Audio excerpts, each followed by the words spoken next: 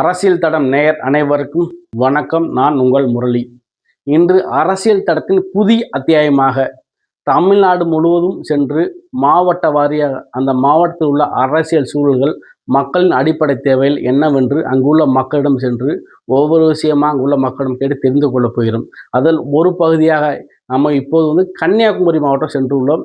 அங்கு உள்ள மக்களின் அடிப்படை தேவைகள், அங்கு உள்ள சூழல்கள் எப்படி இருக்கும் என்பதை அங்குள்ள மக்கள் சிலரிடம் கேட்டு தெரிந்து கொண்டோம். அங்கே சொல்லக்கூடிய மக்கள் என்ன சொல்கிறாங்கன்னா, கன்னியாகுமரி மாவட்டம் எப்பயுமே கேரளா ஒட்டியுள்ள பகுதினால அது எப்பயுமே மக்கள் கலாச்சாரம், வாழ்வியல் எப்பயுமே வேறுபாடாக இருக்கும்.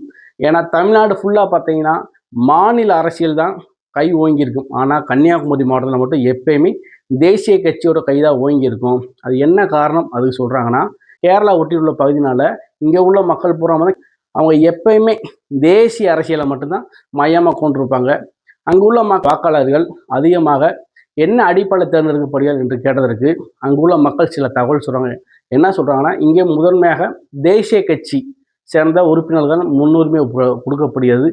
இரண்டாவதாக இங்கு மத அடிப்படையில் தான் சீட்டுகள் கொடுக்கப்படுகிறது. மூன்றாவதாக இங்கே ஜாதி அடிப்படையில், இந்த அடிப்படையில் தான் இங்கு உள்ள வாழ்வியல், மக்களோட அரசியல் எல்லாமே ஒட்டி இருக்கிறது. மக்களின் நீண்ட நாள் கோரிக்கையாக இங்கு ஃபேக்ட்ரி, தொழிற்சாலைகள் அதிகமாக வேண்டும். மக்களுக்கு வேலை செய்யக்கூடிய வகையில் நிறைய தொழிற்சாலை புதிதாக கொண்டு வர வேண்டும். மிக அதிகமாக படித்தவர் இருக்கக்கூடிய இடம் கன்னியாகுமரி மாவட்டம்.